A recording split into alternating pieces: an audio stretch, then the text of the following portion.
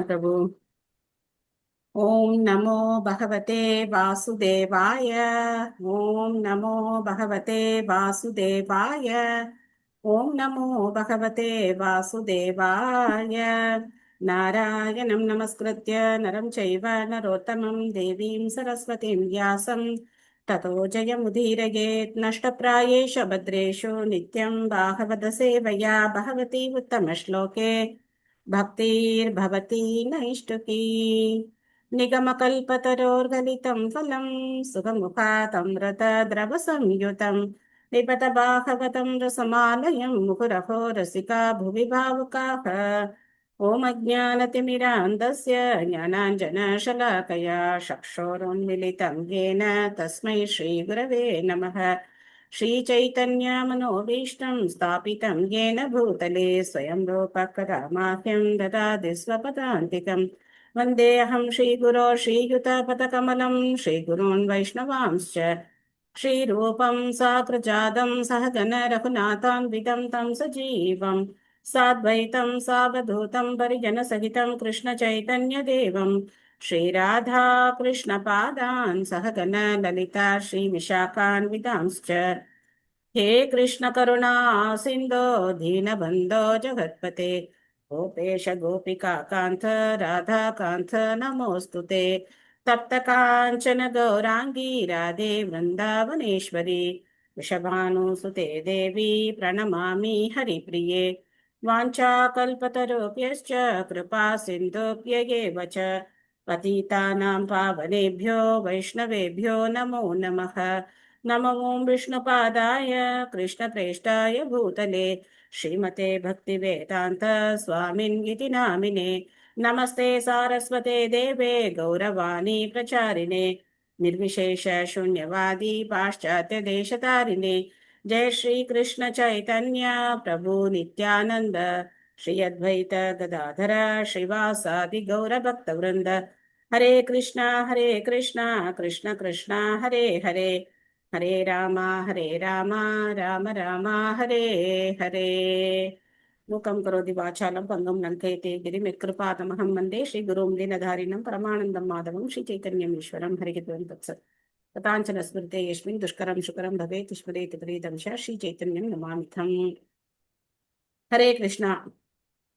हरे कृष्ण माताजी। हरे कृष्णा। இன்னைக்கு हरे நீங்க कृष्ण माताजी। பகவத்கீதை ரிசைட் பண்ண போறீங்களா? ஹரே கிருஷ்ணா ஹரே கிருஷ்ணா. நான் படிக்கிறோம் Mataji. Hare Krishna Mataji. Okay okay, start பண்ணுங்க மாதாஜி. हरे कृष्णा।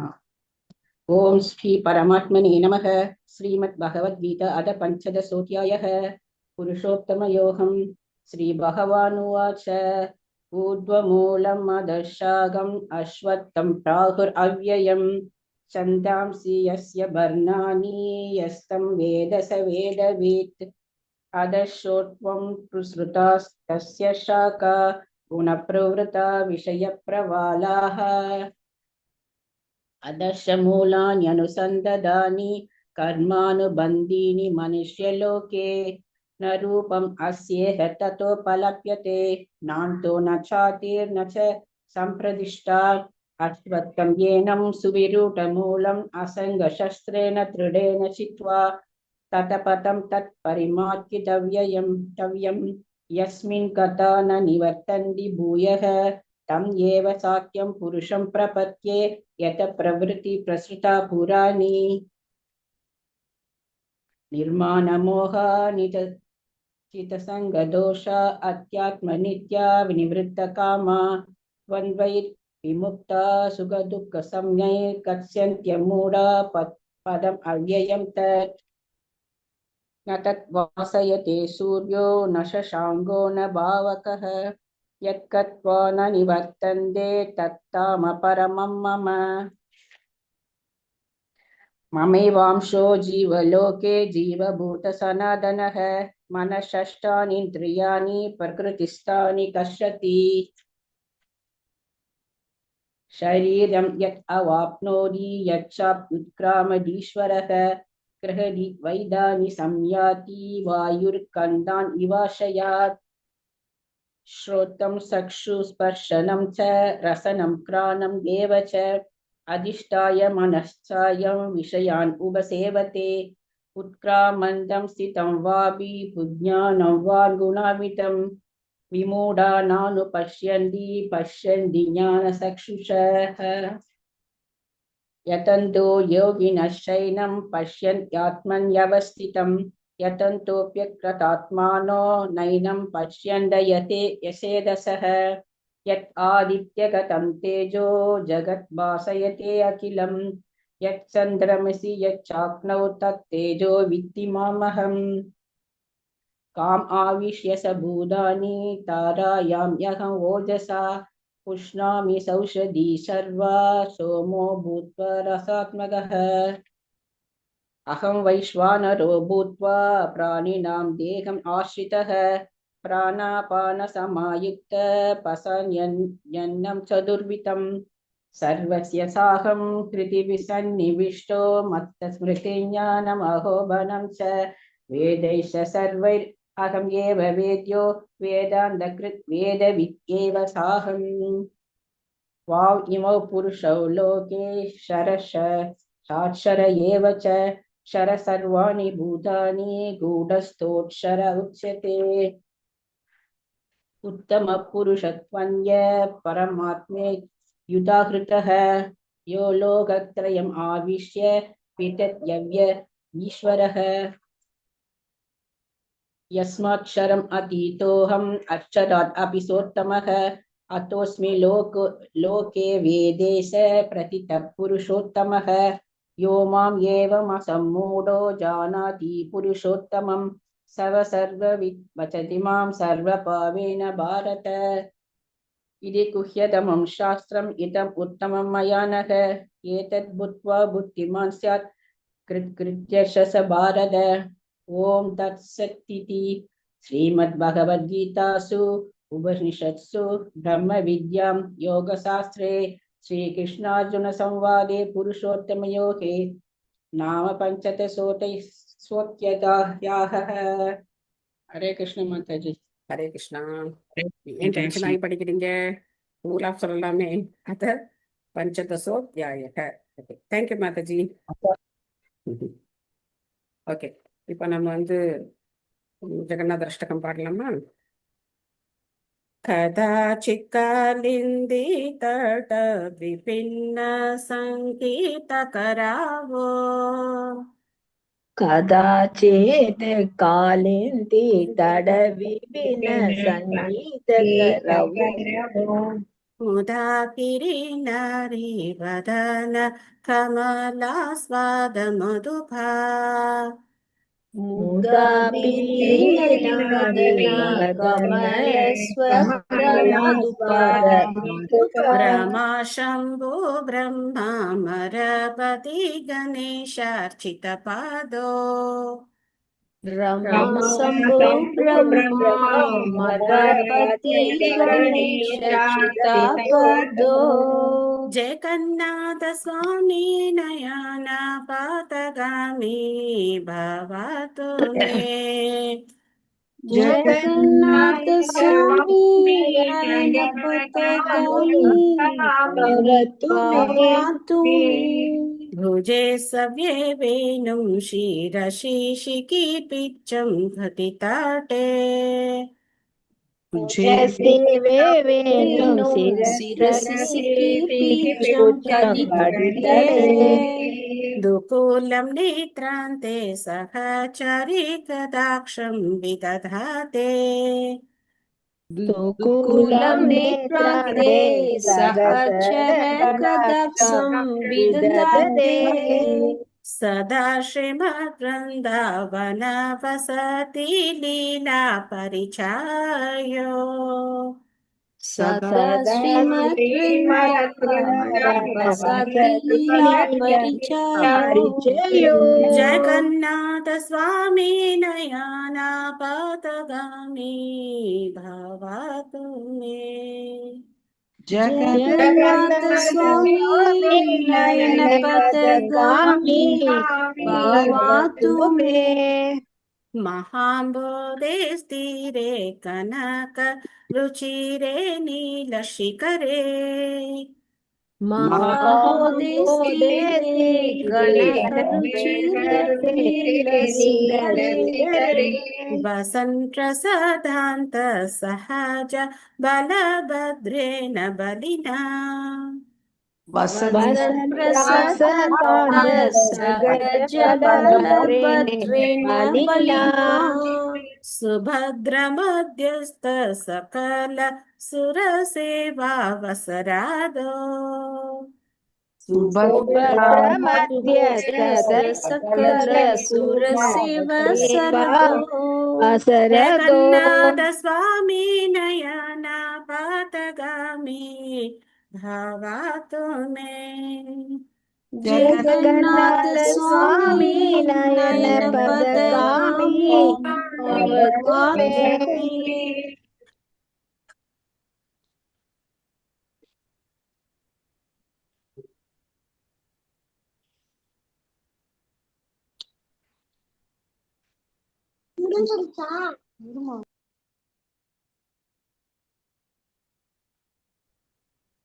कृपा परावार सजल जगताशी निरुचिरो कृपा परवार जल जल शीरो रमावनि रामा स्फुरतमाला पङ्केरुकमुका रमावनि रमा स्फुरतमला पङ्केरुकमुखः सुरेन्द्राराध्य श्रुति गणशिका गीता चरिता सुरेन्द्रय आराध्य श्रुति गणशिका गीतोच्चरितो जगन्नाथ स्वामी नयना पातगामी भावातु मे जगन्नाथ स्वामी नयनपदगामी भवतु मे रथारूढो गच्छन् पथि मिलित भूदेव पथलै रथारूढो गच्छन् पथि मिलित भूदेवपटलै श्रुति प्रदुर्भावं प्रतिपदं उपकान्य सदायः स्तुति प्रदुर्भावं प्रतिपदमुपकान्य सदया दया सिन्धुर्बन्धु सकल जगतां सिन्धु सुतया दया सिन्धुर्बन्धु सकल जगदां सिन्धु सुदया जगन्नाथ स्वामी नयना पथगामी भावातु मे जगन्नाथ स्वामी नयनपदगामी भवतु मे परं ब्रह्मापीठ कुपालय धलोद्बुल्लनयनो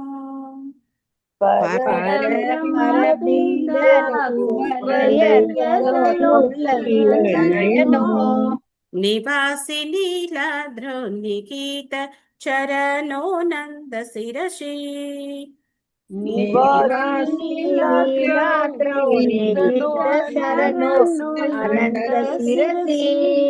रसानन्दिरादास रस वपुरालिङ्गनशूको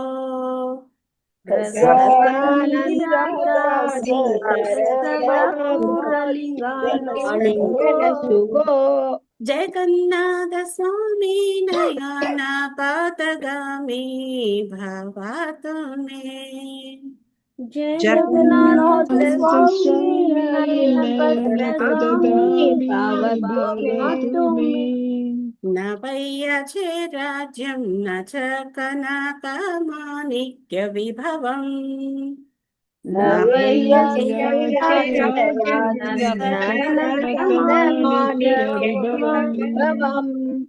न याचेऽहं रम्यां सकल जनकाम्यां वरवधूम्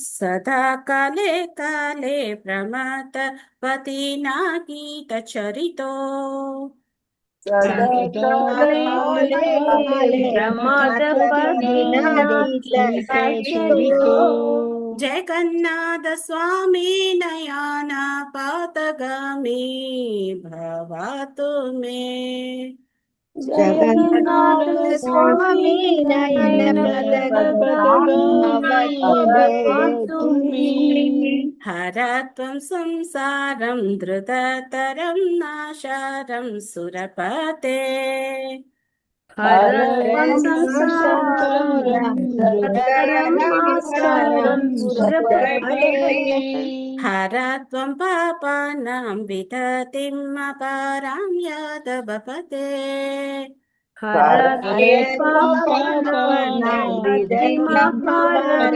यादवपते अहो दिनेन ते निहित चरणो निश्चितमिदम् अहो दिनेनादे निहितचरणो निश्चितमिदम् जगन्नाथ स्वामी नयन पथगामी भवतु मे जगन्नाथ स्वामी नयन पदगामी भवतु मे जगन्नाथाष्टकं पुण्यं यत् पठेत् प्रियतः शुचिः जगन्नाथाष्टकं पुण्यं यः पठेत् प्रयतः शुचिः सर्वपापविशुद्धात्मा विष्णुलोकं स गच्छति सर्वपापविशुद्धात्मा विष्णुलोकं स गच्छति श्री श्री जगन्नाथ अष्टकम की जय श्रील प्रभुपाद की जय இன்னைக்கு எந்த ஸ்டான்ஸா பார்க்கணும் நம்ம மீனிங் 8th மாதாஜி. ஓகே யார் படிக்கிறீங்க மாதாஜி படிக்கணும் மாதாஜி. நான் படிக்க மாட்டேன் ஹரே கிருஷ்ண மாதாஜி. ஹரே மொழிபெயர்ப்பு. தேவர்களுக்கு அதிபதியே, தயவு செய்து இந்த பயனற்ற பிரபஞ்ச வாழ்க்கையை விரைவில் நீக்கி விடுவீராக. யது வம்சத்தின் தலைவனே, கரையற்ற சமுத்திரமாகிய பாவக்கடலை அழிப்பீராக.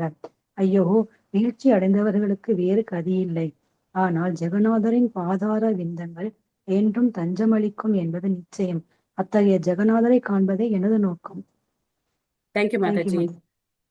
ஹராத்வம் சம்சாரம் திருத்ததரம் ஆசாரம் சுரபதே. சுரபதி அப்படின்னா தேவர்களுக்கெல்லாம் அவர் தலைவர். சுர அப்படின்னா தேவர்கள், சுரபதே தேவர்களின் தலைவர். இந்த பௌதிக உலகம் எப்படி இருக்கு? ரொம்ப சந்தோஷமா இருக்கா? ஆனந்தமா இருக்கா? துக்காலயம் மாதாஜி, துக்காலயம். துக்காலயம், நிஜமாவே துக்காலயமா ஃபீல் பண்றீங்களா? ரொம்ப சந்தோஷமா தானே இருக்கோம் நம்ம எல்லாம், நல்லா சாப்பிட்டு தூங்கி. முன்னாடி இருந்தோம் மாதாஜி, இப்ப தோன்றது, இப்பதான் தெரியல. சந்தோஷமா இருந்தது எவ்வளவு தப்புன்னு தெரியும். சந்தோஷமா இருக்கக்கூடாதுல்ல, இல்ல சந்தோஷமா இருக்கலாம். பகவானுடைய பக்தியில நம்ம எப்பவுமே சந்தோஷமா இருக்கலாம். சோ நம்ம இவர் சொல்றார், என்ன சொல்றாரு அப்படின்னா, விஸ்வம் பூர்ண சுகாயத்தை அப்படின்னு சொல்றாரு. விஸ்வம் பூர்ண சுகாயத்தை. இந்த பௌதிக உலகம் ரொம்ப சுகமா இருக்கும் அவனுக்கு. ஏன் அப்படின்னா சைத்தன்ய மகாபிரபுடைய கருணை கிடைச்சதுனால. பட் நம்ம இந்த உலகத்தினுடைய துன்பம். சொல்லுங்க பிரபு. குந்தி தேவி எப்போதுமே துக்கமா இருந்தாதான் கிருஷ்ணரை எப்போதும் வேண்டிப்பாங்க. அதே மாதிரி துக்கமா இருக்கணும் ஒரு இது இருக்கு இல்லையா? நம்ம அதெல்லாம் பிரார்த்தனை எல்லாம் பண்ணக்கூடாது. நமக்கு அந்த தகுதி எல்லாம் கிடையாது. அப்படிலாம் பிரார்த்தனை பண்ணோம்னு வச்சுக்கோங்க, வரிசையா ஏதாவது ஒரு பிரச்சனை வந்ததுன்னா நம்ம என்ன பண்ணுவோம்? இஸ்கானை விட்டு ஓடியே போயிடுவோம். அப்பா வேண்டே வேண்டாம்ப்பா அப்படின்னு போயிடுவோம். ஸோ நம்ம லெவலுக்கு நம்ம பிரார்த்தனை பண்ணணும். ஏற்கனவே நமக்கு இருக்கே பிரபு, ஏகப்பட்ட கஷ்டம் இருக்கே, அதை விட்டுட்டு இன்னும் திரும்ப கஷ்டம் வேணும் எதுக்கு நம்ம பிரார்த்தனை பண்ணணும்? குந்தி மகாராணியோட லெவல் வேற. ஸோ அவங்க அப்படி பிரார்த்தனை பண்றாங்க. அஹோ தினே நாதே நிஹித சரணோ நிச்சிதமிதம். தீனநாதே. ஸோ பகவான் தீனபந்தோ ஜெகத்பதே. அவர் மட்டும்தான் நம்ம ஒரே கதி அப்படின்னு நினைச்சோம் அப்படின்னா அவர் நம்மளை எப்பவுமே என்ன பண்ணுவார்? காப்பாத்துவார். அவருடைய சரணங்கள்ல யார் சரணடையாங்களோ அவங்களை கண்டிப்பா பகவான் காப்பாத்துவார். ராமர் சொல்றார் இல்லையா, ராமா நான் உன்னுடையவன் அப்படின்னு சொன்னா போதும், வேற எதுவும் வேண்டாம். சோ பகவானுடைய பாதங்களை நம்ம சரணடைஞ்சோம் அப்படின்னா பகவான் நம்மளை கண்டிப்பா என்ன பண்ணுவார்?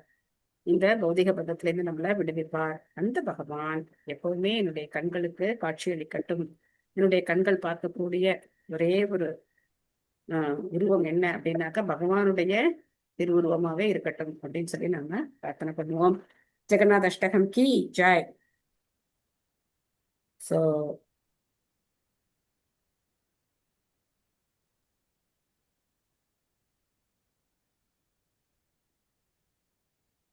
இந்த ஒரே ஒரு இது விட்டு போச்சு. ஹராத்வம் பாபானாம் விததிம் அபாராம் யாதவ பதே.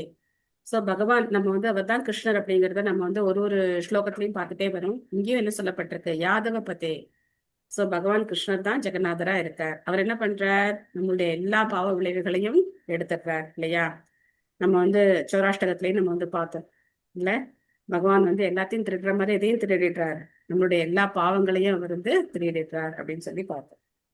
சோ ஜெகநாத அஷ்டகம் கி ஜாய், ஸ்ரீல பிரபுபாத் கி ஜாய். ஸ்ரீமத் பாகவதம் 3வது ஸ்கந்தம் 10வது அத்தியாயம் வந்துட்டோம். 10வது அத்தியாயம் இன்னைக்கு பதம் 8ல இருந்து நம்ம படிக்கணும் இல்லையா? பத்மகோஷம் ததாவிஸ்ய பகவத் கர்மச்சோதிதः ஏகம் யபாக்ஷி உருதா த்ரிதா பாவ்யம் திவி சப்ததா. மாதாஜி 7ல மாதாஜி 7ல இருந்து படிக்கணும் மாதாஜி. 7ல இருந்து படிக்கணுமா? ஓகே, 7ல இருந்து படிச்சிடலாம். தத் விலோக்ய வியத்யாபி புஷ்கரம் யத் அதிஷ்டிதம் அனேன லோகான் பிராக்லீலான் கல்பிதாஸ்மீதி அச்சிந்தயத். மொழிபெயர்ப்பு பொருளுரை வழங்கியவர் திருத்தராச பக்திவேதாந்த சுவாமி ஸ்ரீல பிரபுபாத் கி ஜெய். பின்னர் அவர் தான் அமர்ந்திருந்த தாமரையானது பிரபஞ்சம் முழுவதும் பறந்து விரிந்திருந்ததை கண்டார். இதே தாமரையில் முன்னர் இணைந்திருந்த அனைத்து உலகங்களையும் எவ்வாறு படைப்பது என்று அவர் ஆழ்ந்து சித்திக்கலானார். சோ ஏற்கனவே பகவான் சொல்லிட்டு போனார், நீ முன்னாடி பண்ணது மாதிரியே உன்னுடைய சர்வீஸை என்னால பண்ண முடியும் அப்படின்னு சொல்லிட்டு போனார். இந்த தாமரை அப்படிங்கிறது சாதாரணமா குட்டியா இருக்கிறதெல்லாம் கிடையாது. இந்த பிரபஞ்சம் முழுக்க இது வந்து பறந்து விரிந்திருக்கு அப்படின்னு சொல்லிட்டு நம்ம பார்க்கிறோம். அந்த தாமரையில பகவான் பிரம்மா உட்கார்ந்துருக்கார். அப்போ அவருக்கு தெரியுது எப்படி நம்ம படைக்கணும் அப்படிங்கிறத திரும்ப அவர் வந்து யோசிச்சு பார்க்கிறார். மீனா மாதாஜி படிக்கிறீங்களா? ஹரே கிருஷ்ணா மாதாஜி. ஹரே கிருஷ்ணன். சில பிரபுபாதா குறிச்சி. பிரபஞ்சத்தில் உள்ள அனைத்து உலகங்களின் விதைகளையும் பிரம்மதேவர் அமர்ந்திருந்த தாமரை மலரே கருவாக கொண்டிருந்தது. அனைத்து உலகங்களும் ஏற்கனவே பகவானால் படைக்கப்பட்டவையே. அதுபோல் அனைத்து உயிர்களும் பிரம்மதேவரிடமிருந்து பிறந்தவையே. பௌதிக உலகமும் உயிர்களும் விதை வடிவங்களான முழுமுதற் கடவுளால் ஏற்கனவே தோற்றுவிக்கப்பட்டவையே. பிரம்மதேவர் விதைகள் அனைத்தையும் பிரபஞ்சம் முழுவதும் தூவினார். அதனால்தான் உண்மை படைப்பானது சர்க்கம் என்றும் பின்னர் பிரம்மதேவரால் வெளிப்படுத்தப்பட்டவை விசர்க்கம் என்றும் அழைக்கப்படுகின்றன. விதை வந்து பகவான் தான் கொடுக்குறார். அகம் பீஜ பிரதாபிதா அப்படின்னு பகவத்கீதையில சொல்றார். சர்வயோனிஷு கௌந்தேய மூர்த்தைய சம்பவந்தியா தாசாம் பிரம்ம மகத்யோனிர் அகம் பீஜ பிரதாபிதா அப்படின்னு சொல்றார். அதே மாதிரி இங்க பிரபஞ்சங்கள் எல்லாம் பகவான் படைக்கிறார். ஆனா அந்த பிரபஞ்சங்கள் எல்லாம் இப்ப எப்படி இருக்கு? விதை வடிவத்துல இருக்கு. எப்படி ஒரு விவசாயி அந்த விதைகளை கொண்டு போய் அவருடைய வயல்ல விதைச்சு என்ன பண்றார், பயிர்களை வந்து உற்பத்தி பண்றாரோ அந்த மாதிரி இது வந்து பிரம்மாவால செய்யப்படுது. பகவான் படைக்கிறது சர்க்கம், பிரம்மா படைக்கிறது விசர்க்கம், 2வது நிலை படைப்பு. அந்த 10 தலைப்புகள் யாருக்காவது ஞாபகம் இருக்கா? பாகவதத்துல சொல்லப்பட்டிருக்கிற 10 தலைப்புகள். அத சர்கோ விசர்கஸ்ச ஸ்தானம் போஷணமூதயः ஈசானுகதா மன்வந்த்ரோ நிரோத முக்திராஸ்ரயः. சோ 2வது காண்டத்துல 10வது அத்தியாயத்துல முதல் ஸ்லோகம் படிச்சோம் இல்லையா? மறந்து போயிட்டீங்க. 10 தலைப்புகள் பாகவதத்துல இருக்குன்னு பார்த்தோம். முதல் படைப்பு அப்படிங்கிறது சர்க்கம், 2ஆம் நிலை படைப்பு விசர்க்கம். அடுத்தது ஸ்தானம் வரும். ஸ்தானம் அப்படின்னா கிரகங்களுடைய நிலைகள். இது வந்து 5th காண்டோல நம்ம வந்து பார்க்கலாம் ஸ்தானம் அப்படிங்கிறது. அடுத்தது 8வது பதம். பத்மகோஷம் ததாவிஸ்ய பகவத் கர்மச்சோதிதः ஏகம் யபாக்ஷீத் குருதா த்ரிதா பாவ்யம் திவி சப்ததா.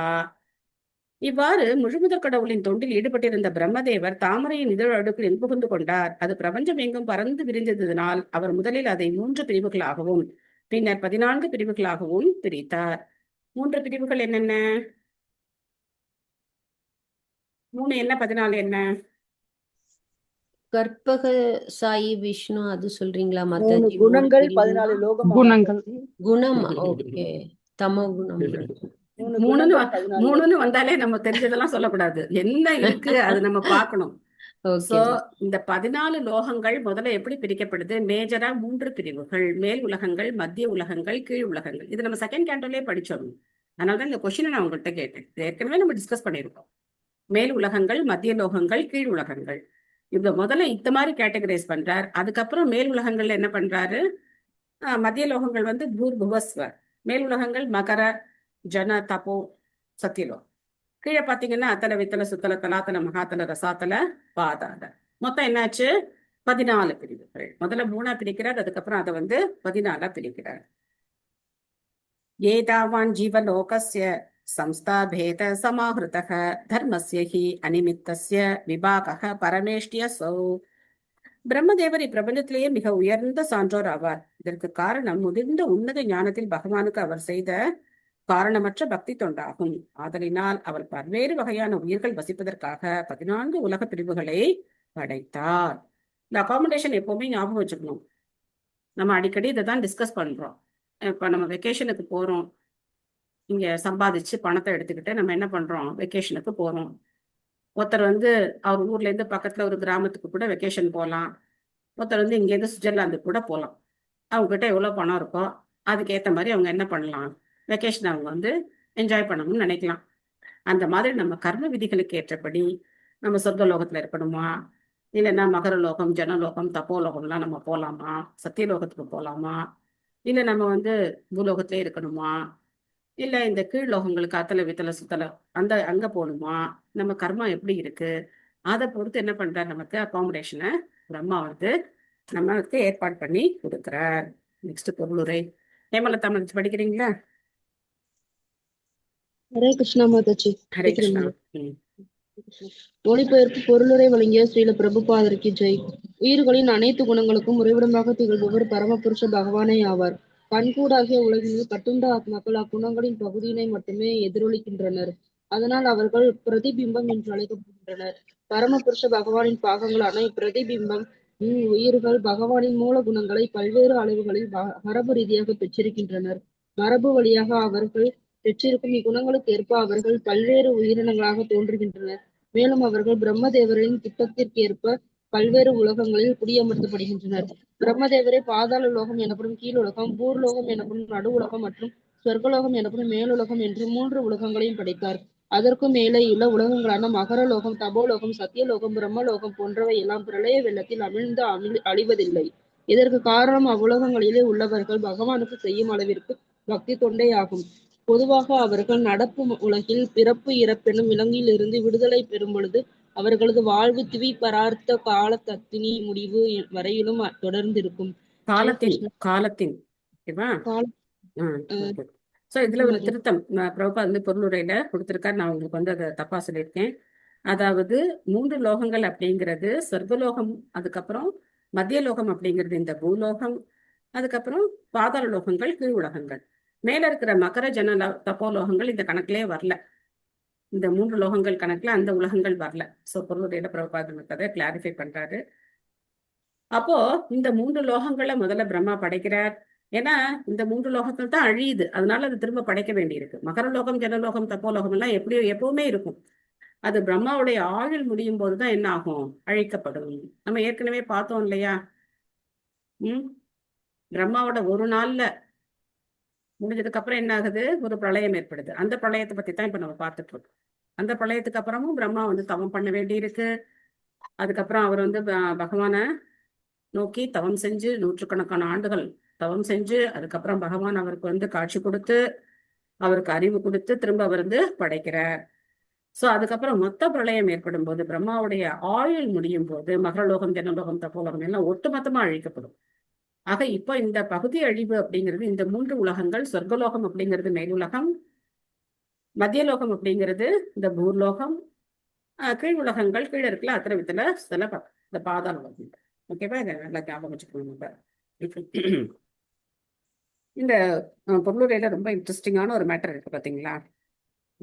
உயிர்களின் அனைத்து குணங்களுக்கும் உறைவிடமாக திகழ்பவர் பரமபுருஷ பகவானே ஆவார். சோ ஜெனட்டிக்கலா மமைவாம்சோ ஜீவலோகே ஜீவபூத சனாதன அப்படின்னு பகவான் சொன்னார் இல்லையா.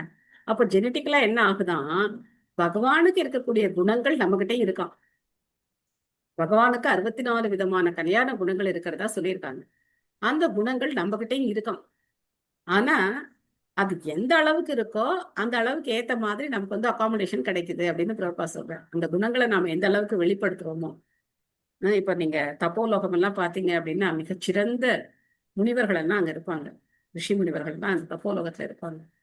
சத்தியலோகத்துல ஆல்மோஸ்ட் எல்லாரும் லிபரேட் ஆகக்கூடிய ஆத்மாக்கள் தான் அங்க இருப்பாங்க சத்தியலோகத்துல பிரம்மாவோட.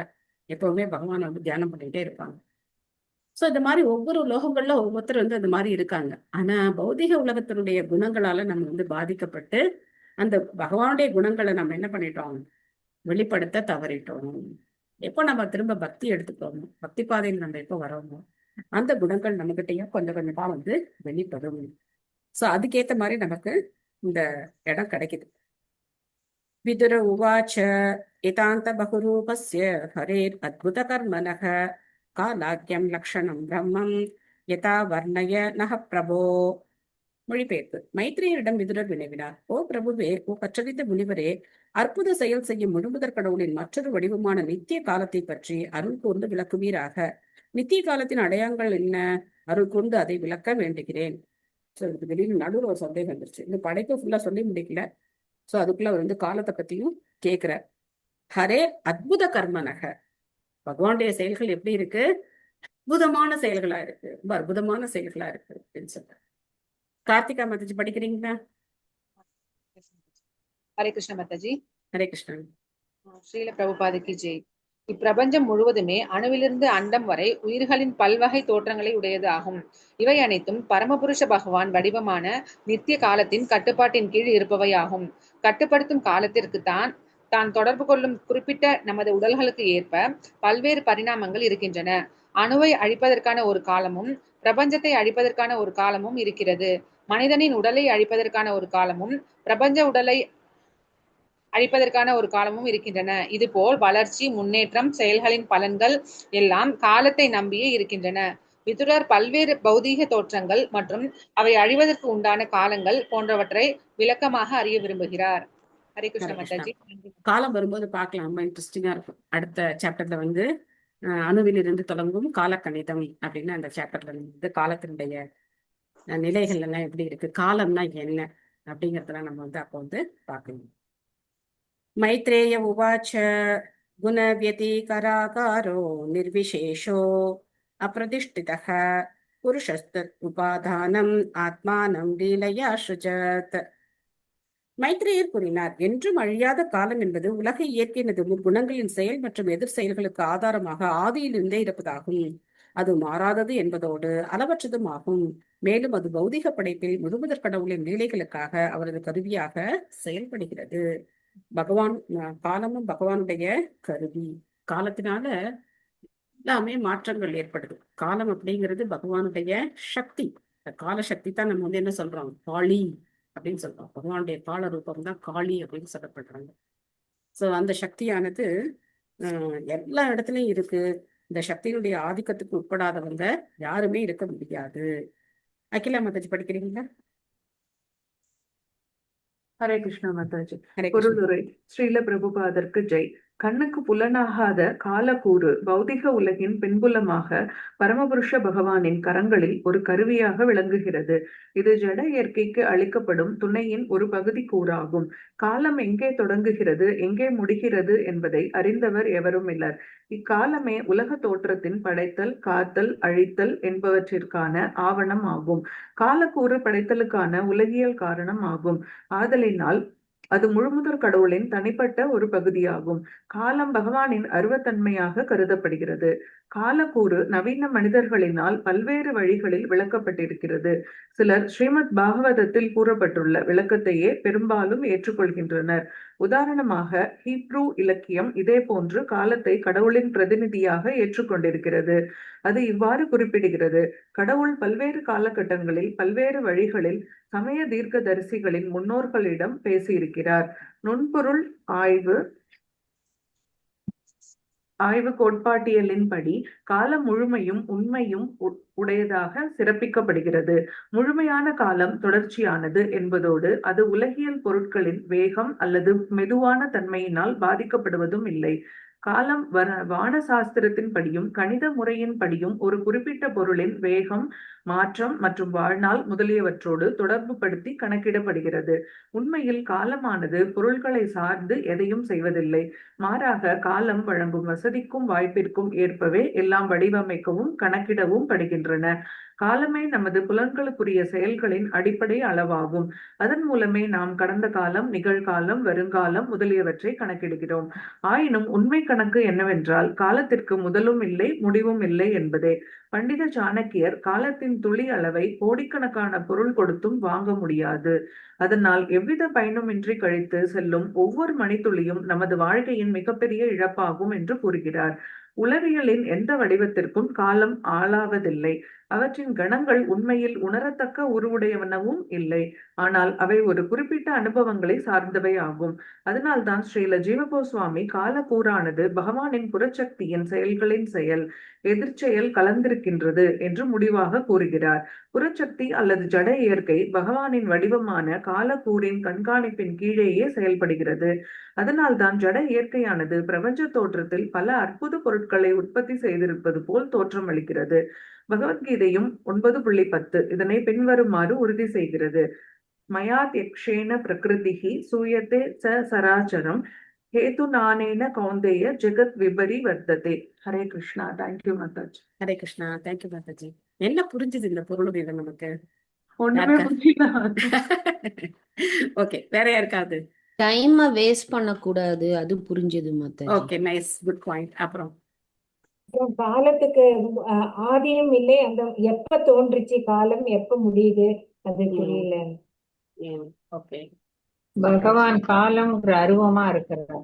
Okay, okay. இப்போ நம்ம இன்னொரு கொஸ்டின், ஈஸியா இதை சிம்பிளிஃபை பண்ற கொஸ்டினை கேட்கலாம். காலம்னா என்ன? காலத்தை நம்ம வந்து எப்படி புரிஞ்சுக்குவோம்? காலம்னா என்ன? நிகழ்காலம் அந்த மாதிரி புரிஞ்சுப்போம் பொதுவா. அதாவது ஓகே, அப்படிதானே மாதாஜி? நிகழ்காலம், எதிர்காலம் அந்த மாதிரி. வேற இறப்பு, முதுமை, நோய் அதை வச்சு ஆ? அந்த இறப்பு, பிறப்பு, முதுமை, நோய் அந்த 4 இது வளர்ச்சி, அந்த நம்மளோட அந்த கர்ப்பபாத்திரத்துல இருக்கக்கூடியது 6 விதமான்னு சொல்றாங்க இல்லையா, அந்த வளர்ச்சிய கர்ப்பபாத்திரம் ஒரு பீரியடு, அப்புறமா பிறக்கிறது, அப்புறமா வளர்ச்சி, அப்புறம் ஸ்திதியா இருக்கக்கூடியது, அப்புறமா க்ஷயிக்கக்கூடியது, அப்புறம் நாசமாகிறது அப்படின்னு. சரி, வேற எப்படி புரிஞ்சுக்கிறோம் காலத்தை? ஹரிகிருஷ்ண மாதாஜி, இரவு பகவானே வந்து காலமா இருக்கான்னு சொல்லுவாங்க. பகவானே காலமா. பகவானே காலமா இருக்கு. யாரோ இரவு பகல் பத்தி சொன்னாங்க. யார் சொன்னது? நான் தான் மாதாஜி. இரவு பகல் வருது. சுந்தரி மாதாஜி. ஓகே, உங்களோட பாயிண்ட்ல இருந்து நம்ம ஆரம்பிப்போம். சோ இப்ப காலம் அப்படிங்கிறது எதை சார்ந்து இருக்கு? சூரியன் உதயமாகிறதுனால காலம் செயல்படுதா? பொழுது விடியுதா? இதனுடைய தத்துவம் என்ன? சூரியனால காலம் செயல்படுதா?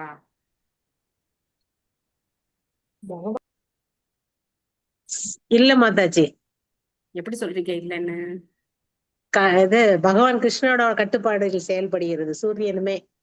ஓகே, காலம் எதனால ஆரம்பமாகுது? சூரியன் உதயமாகிறதுனால காலம் ஆரம்பமாகுதா, இல்ல சூரியன் மறையிறதுனால காலம் போகுதா? என்ன ஆகுது? பகவான் அவரோட கடமையை கரெக்டா செய்யறாரு மாதாஜி, அதனாலதான் காலம் கரெக்டா வந்துட்டு இருக்கு. மாதாஜி, காலம் அப்படிங்கிறது பகவானோட ஒரு தனிப்பட்ட பகுதி மாதாஜி. அதனால பகவான் கிட்ட இருந்து வருது. அது வந்து எப்போ ஆரம்பமாச்சு, எப்போ முடியுது அப்படின்னு நம்மளால இது பண்ண முடியாது மாதாஜி. ஓகே, சோ இந்த விஷயம் எல்லாம் நீங்க சொன்னதெல்லாம் ஒரு பக்கம் இருக்கட்டும். இப்ப நம்ம இங்க பார்க்கலாம். முழுமையான காலம் தொடர்ச்சியானது என்பதோடு அது உலகியல் பொருட்களின் வேகம் அல்லது மெதுவான தன்மையினால் பாதிக்கப்படுவதும் இல்லை. என்ன அர்த்தம் இதுக்கு அப்படின்னா, சூரியன் காலத்தை சார்ந்து இருக்கே தவிர காலம் சூரியனை சார்ந்து கிடையாது. காலத்தினுடைய கட்டுப்பாட்டுல யாரும் இருக்கா? சூரியனும் இருக்கு. காலம் அப்படிங்கிறது சூரியன் உதிச்சாலும் சரி, உதிக்கலனாலும் சரி, காலம் அப்படிங்கிறது என்ன ஆயிட்டே இருக்கும்? போயிட்டே இருக்கும். காலத்தை தடுத்து நிறுத்துற சக்தி இங்க யாருக்கும் கிடையாது. இப்போ இதை நம்ம எப்படி புரிஞ்சுக்கலாம் அப்படின்னாக்க, நீங்க இப்ப கேலண்டர்ல ஒரு 10 நாள் டேட் வந்து கிழிக்க மறந்துட்டீங்கன்னு வச்சுக்கோங்க. அப்போ அந்த காலம் போகாம அப்படியே இருக்குமா? நம்ம கேலண்டர்ல டேட் கிழிக்கிறதுனால தான் காலம் போகுதா? அன்னைக்கு அடுத்த நாள் வருதா? இல்ல அப்படின்னா மாதாஜி, கிடையாது. அது மாட்டு போயிட்டே இருக்கும். அது பாட்டு போயிட்டே இருக்கும். சோ அந்த மாதிரிதான் காலம் சூரியனை சார்ந்து கிடையாது. சூரிய உதயத்தையோ சூரியன் மறையறதையோ சார்ந்து காலம் கிடையாது. காலத்தினுடைய ஆதிக்கத்தை சார்ந்து சூரியன் தோன்றுகிறது, மறைகிறது. சோ அதனால காலம் அப்படிங்கிறது முழுமையா பகவானுடைய கட்டுப்பாட்டுல இருக்கு. சோ அந்த காலத்தை நம்ம வந்து அளவிடுறதுக்காக சில முறைகளை நம்ம வந்து கண்டுபிடிச்சு வச்சிருப்போம். வானவியல் சாஸ்திரம் அப்படிங்கிறது காலத்தினுடைய அந்த தன்மையை பொறுத்து அந்தந்த கிரகங்கள் எப்படி வந்து மூவ் ஆகுது, என்ன ஆகுது அப்படிங்கிறதுலாம் காலத்தினுடைய அந்த வேகத்தை பொறுத்து அந்த அந்த கிரகங்கள் எப்படி நகருதோ அதை பொறுத்து வானசாஸ்திரம் அப்படிங்கிறது கணக்கிடப்பட்டிருக்கு. சோ அதனால ஒரு குழந்தை பிறக்கும் போது அந்த பிறக்கிற அந்த தொப்புள் கொடியை கட் பண்ற டைம் தான் என்னது, அந்த குழந்தையுடைய பிறப்பு அப்படின்னு சொல்லப்படுது. முதல் சில பேர் வந்து குழந்தை அழற நேரம்னு சொல்லுவாங்க, கிடையாது. தொப்புள் கொடியை எப்ப கட் பண்றோமோ அந்த டைம் தான் வந்து குழந்தை பிறக்கிற நேரம். அந்த நேரத்தை நம்ம கரெக்டா கணிச்சோம். அப்போ அந்தந்த கிரகங்கள் எந்த இடத்துல இருக்கு அப்படின்னு பார்த்து ஜாதகம் கணிக்கப்படுது. சோ இப்படித்தான் காலமுடைய கணிப்பு இருக்கே தவிர காலத்தை கணிக்கிறதுக்காக அந்த காலத்தை அளவு நம்ம பண்றதுக்காக சில சாதனங்களை நம்ம உருவாக்கி இருக்கோம். ஒரு காலகட்டங்கள்ல இந்த காலம் அப்படிங்கிறது பல்வேறு விதமான சாதனங்களை கொண்டு கணக்கிடப்பட்டது. நீங்க இங்கேருந்து கொனார்க் அந்த கோவிலுக்கு போனீங்க அப்படின்னாக்க அங்க வந்து காலம் அப்படிங்கிறது சூரியன் என்னென்ன நேரத்துல எங்கெங்க இருக்கும் அப்படிங்கிற மாதிரியான அழகான அந்த வானவியல் சாஸ்திரப்படி அந்த நிழல் விழறத பொறுத்தே என்ன பண்ணலாம், நேரத்தை கணக்கிடலாம். அதுக்கப்புறம் சாண்ட் கிளாக்னு இருந்தது. அந்த மணல் போட்டு வச்சிருப்பாங்க, அது எப்படி கீழே விழுதோ அதை வச்சு காலத்தை வந்து கணிச்சாங்க. மணற்கடிகைன்னு சொல்லுவாங்க. அதுக்கப்புறம் என்ன பண்ணாங்க, ஆணி அடிச்சு மெழுகுவத்தி ஏற்றி வச்சு ஆணி அடிச்சு வச்சிருப்பாங்க. ஸோ அந்த ஆணி இப்போ 1 மணி நேரம் ஆச்சு அப்படின்னா அந்த அந்த ஒரு நாழிகை என்ன கணக்கு வச்சிருக்காங்களோ அந்த இடம் வரைக்கும் எரிஞ்சு வரும்போது டாயின்னு அந்த ஆணி கீழே விழுந்ததுன்னா ஓகே இந்த டைம் ஆயிடுச்சு அப்படின்னு தெரிஞ்சுப்பாங்க. ஸோ அந்த மாதிரி காலத்தை கணிக்கிறதுக்காக நம்ம சில முறைகளை கண்டுபிடிச்சிருக்கோமே தவிர இப்ப என்ன பண்றாங்க, கையில வாட்ச் கட்டிக்கிறாங்க. கையில வாட்ச் கட்டிக்கிட்டா அந்த வாட்ச் வந்து எல்லாத்தையும் சொல்லுது. நீ எத்தனை ஸ்டெப் நடந்திருக்க, எத்தனை நிமிஷத்துல நீ எத்தனை ஸ்டெப் நடந்திருக்க, நீ என்னென்ன பண்ணிட்டு இருக்க அப்படிங்கறதெல்லாம் இப்போ அந்த வாட்ச்லயே என்ன பண்ணுது, எல்லாத்தையும் காட்டுது இல்லையா. உனக்கு பிபி இருக்கா, சுகர் இருக்கா, எல்லாத்தையும் அதுலயே காட்டுது. அந்த மாதிரி எல்லாம் இப்ப கண்டுபிடிச்சு வச்சு இந்த மாதிரி நவீனமா நம்ம எதையாவது பண்ணிட்டு இருக்கலாமே தவிர இதை சார்ந்து காலம் கிடையாது. நீ இதை பண்ணாலும் காலம் போயிட்டே தான் இருக்கும், நீ இது பண்ணலைனாலும் காலம் போயிட்டே தான் இருக்கும். அதனால காலத்தினுடைய கட்டுப்பாட்டுல தான் சூரிய சந்திரன்கள் இருக்காங்களே தவிர சூரிய சந்திரன்களுடைய கட்டுப்பாட்டுல காலம் கிடையாது. புரியுதா? அதனால நம்மளுடைய பிறப்பு, நம்மளுடைய மாதாஜி ஒருத்தவங்க சொன்னாங்க அழகா, நம்ம கீதா மாதாஜி, 6 விதமான மாற்றங்கள், இது எல்லாமே எதை பொறுத்து இருக்கு, காலத்தினுடைய தன்மையை பொறுத்து இருக்கு. இதனால நம்ம வந்து பலவிதமான இன்ப துன்பங்களை நாம வந்து அனுபவிச்சுக்கிட்டே இருக்கோம். சோ காலம் எந்த பௌதிக விஷயத்தையும் சார்ந்தது கிடையாது. பகவானுடைய ஆதிக்க சக்தி தான் காலம். சோ அதனால பகவானுடைய ஒரு சக்தி, அருவ சக்தி அப்படின்னு சொல்லலாம் காலம். அது எல்லா இலக்கியங்கள், பிரபா சொல்றார் ஹீப்ரூ இலக்கியம், இதெல்லாம் பண்டைய இலக்கியங்கள், அங்க இருக்கிற இலக்கியத்துல கூட இதெல்லாம் வந்து ஒத்துட்டு இருக்காங்க அப்படின்னு சொல்றார். ஒரு குறிப்பிட்ட பொருளின் வேகம் மற்றும் மாற்றம் வாழ்நாள் முதலியவற்றோடு தொடர்பு படுத்தி கணக்கிடப்படுகிறது. காலத்தை நம்ம கணக்கு பண்றதுக்காக இந்த சாதனங்களை உபயோகிக்கிறோமே தவிர இந்த சாதனங்கள் காலத்தை கட்டுப்படுத்துறது கிடையாது, இன்க்ளூடிங் சூரியனும் சந்திரனும். சோ அதனால காலம் அப்படிங்கிறது ஒரு க்ஷணம், ஒரு வினாடி கூட நம்ம என்ன செய்யக்கூடாது, தேவையில்லாம நம்ம வந்து செலவு பண்ண கூடாது. ஸோ சொல்லுவாங்க இல்லையா, மெட்டீரியலா கூட சொல்லுவாங்க, ஒலிம்பிக்ல வந்து அந்த கோல்டு மெடலை இழக்கிறவங்க எதுல இழக்கிறாங்க, ஃபிராக்ஷன் ஆஃப் த செகண்ட்ஸ்ல இழக்கிறாங்க இல்லையா. அவங்க ஒரு வினாடி கூட கிடையாது, ஒரு வினாடிக்கும் குறைவான நேரத்துல அவங்க வந்து அந்த கோல்டு மெடலை இழக்கிறாங்க. ஸோ அவங்களுக்கு அதோடைய அருமை தெரியும். அந்த மாதிரி எல்லாம் சொல்லுவாங்க. ஒரு வருஷம் அப்படிங்கறதுடைய அருமை ஒரு கிளாஸ்ல ஃபெயில் ஆனவங்களுக்கு தெரியும் அப்படின்னு சொல்லுவாங்க.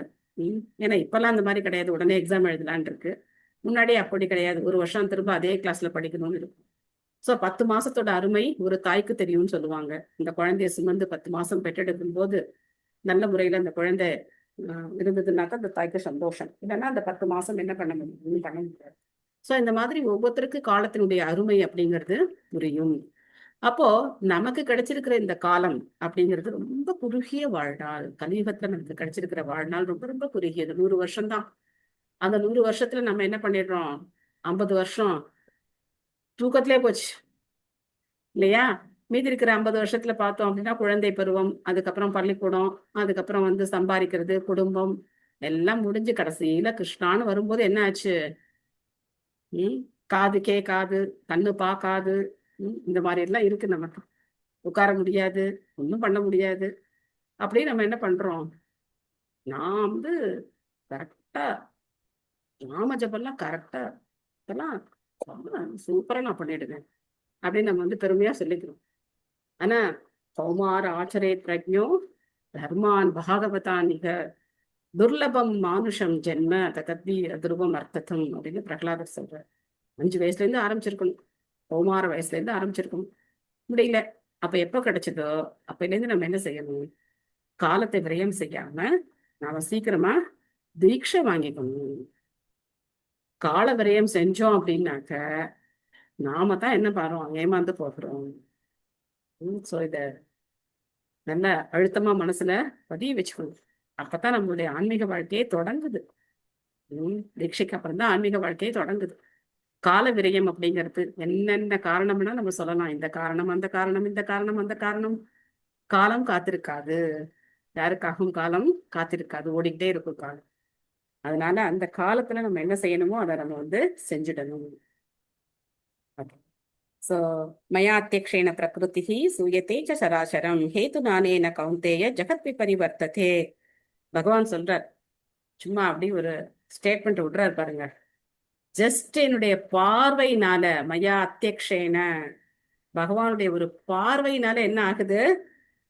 இந்த பிரகிருதி அப்படிங்கிறது, இந்த ஜட இயற்கை அப்படிங்கிறது, சூயத்தே சர அச்சரம், அசைகின்ற அசையாத எல்லாமே என்னுடைய பார்வையினுடைய கட்டுப்பாட்டிலேயே எல்லாம் நான் வந்து பண்றேன் அப்படிங்கிறார்.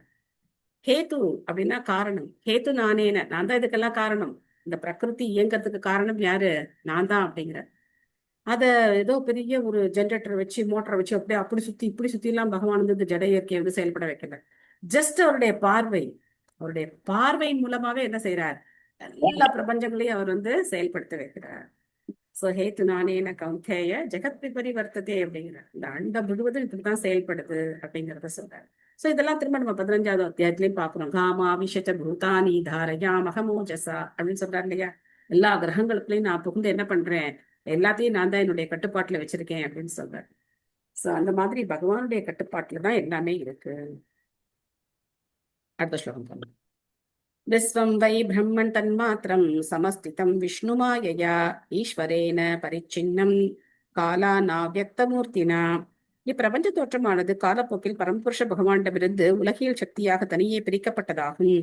காலமானது உருவெளி தோற்றமற்ற பகவானின் அருவத்தன்மையாகும். இது பகவானின் உருவமற்ற வெளிப்பாடாக இருக்கிறது என்பதோடு பகவான் விஷ்ணுவுடைய செல்வாக்கில் உலகியல் சக்தியின் கீழும் இருக்கிறது. இந்த காலத்தினுடைய பல்வேறு சிறப்புகளை மைத்ரேயர் சொல்றார். நெக்ஸ்ட் பொருளுரை. தங்கமணி மச்சாதி படிக்கிறீங்களா? ஸ்ரீல பிரபுபாத கீ ஜெய். வியாசதேவர் முன்னிலையில் முன்பு நாரத முனிவர் கூறியபடி 1.5.20 இதம் ஹி விஸ்வம் பகவான் இதே தரக வெளிப்படவிருக்கும் இவ்வுலகமானது முழுமுதற் வெளிப்படாதிருக்கும் இவ்வுலகமானது முழுமுதற் கடவுளாகத்தான் தோன்றியது. ஆனால் அது பகவான் இன்றியோ அல்லது அவரை கடந்து மேலாகவோ ஏதோ ஒன்றாக இருப்பது போல் தோன்றுகின்றது. இது இவ்வாறு தோன்றுவதற்கு காரணம் காலம். இதனை பகவானிடமிருந்து பிரித்திருப்பதனாலேயாம். இது எதை போன்றதென்றால், ஒளிப்பதிவு நாடாவில் பதிவு செய்யப்பட்ட ஒருவனது குரல் அவனை விட்டு பிரிந்திருப்பது போன்றதுதான். பதிவு செய்யப்பட்ட ஒளி நாடாவில் இருப்பது போல பிரபஞ்ச தோற்றம் முழுவதும் உலகியல் சக்தியின் மீது இருந்து கொண்டு காலத்தினால் தனியே பிரிக்கப்பட்டது போல் தோன்றுகின்றது. ஆகையினால் பௌதீக தோற்றமானது பகவானது புலனாக தோற்றமாகி அவரது அருவத்தன்மையாக காட்சியளிக்கிறது. அதனைத்தான் அருவவாத கொள்கைக்காரர்கள் பெரிதும் போற்றுகின்றனர். ஹரே கிருஷ்ணா.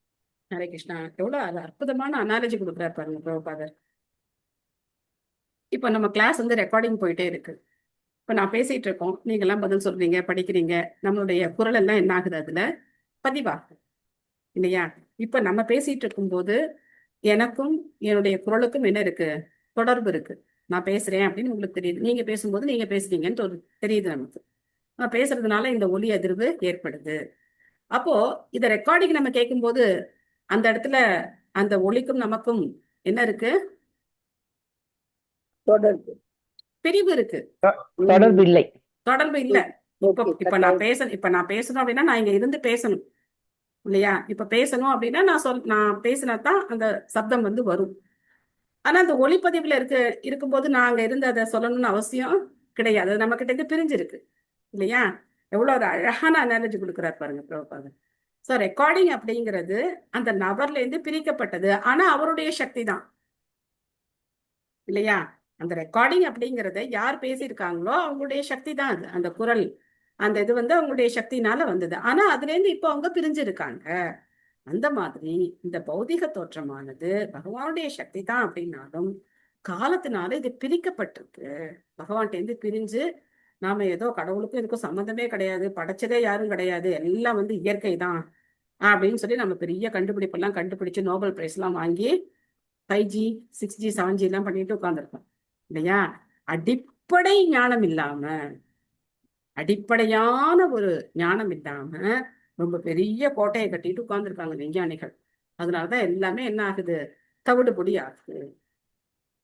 எதுவுமே இங்க என்ன கிடையாது, நிலையானது கிடையாது. ஆல்ரெடி பகவான் இதை வந்து அசாஸ்வதமா தான் பண்ணியிருக்காரு. அதுல இவங்க இன்னும் என்ன பண்றாங்க? இந்த மாதிரியான செயல்களை செய்யறாங்க. ஸோ ரொம்ப அழகான அனாலஜி இது. ரொம்ப ரொம்ப எனக்கு ரொம்ப பிடிச்ச அனாலஜி. ஸோ இந்த ஒளி நாடா, இந்த ஒளிப்பதிவு அப்படிங்கிறது நம்ம ரெக்கார்டிங் பண்றோம். ஆனா அந்த ரெக்கார்டிங் சவுண்டுக்கும் நமக்கும் எப்படி அந்த தனிப்பட்ட ஒரு தன்மை வந்துருதோ, அதுல இருந்து நம்ம எப்படி பிரிஞ்சிருக்கோமோ, அந்த மாதிரி இந்த பௌதிக உலகத்தினுடைய படைப்பு இதெல்லாமே வந்து பகவான்கிட்ட காலத்தின் சக்தியினால பிரிக்கப்பட்டிருக்கு. அப்போ அங்க ஒரு நபர் இருந்து பேசியிருந்தா தானே அந்த ஒளிப்பதிவு அதுல இருக்கும். இல்லைன்னா எப்படி இருக்கும் இல்லையா? இந்த மாதிரி பகவானுடைய சக்தியினாலதான் எல்லாமே படைக்கப்படுகிறது. யதேதானிம் ததாக்ரே ச பஸ்தாத் அபி ஏதத் ஈத்ருஷம். இப்பிரபஞ்ச தோற்றமானது இப்போது இருக்கின்ற நிலையிலே தான் கடந்த காலத்திலும் இருந்தது, இனி வருங்காலத்திலும் தொடர்ந்து இப்படியே தான் இருக்க போகிறது. மைத்திரி மாதாஜி படிக்கிறீங்களா? ஹரே கிருஷ்ணா. ஹரே கிருஷ்ணா.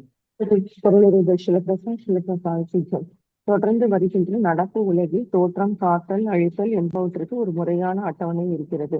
இதனை பகவத்கீதையும் 9.8 பூத கிராமம் இமம் கிருஷ்ணம் அவசம் பிரகிருதி பசாத் என்று குறிப்பிடுகிறது. இப்பொழுது படைக்கப்பட்டுள்ள எதுவும் பின்னாளில் அழிக்கப்படும். அதுபோல் முன்பிருந்ததுதான் மீண்டும் படைக்கப்படுகிறது. காத்தலும் அழித்தலும் உரிய காலத்தில் நடைபெறுகின்றன.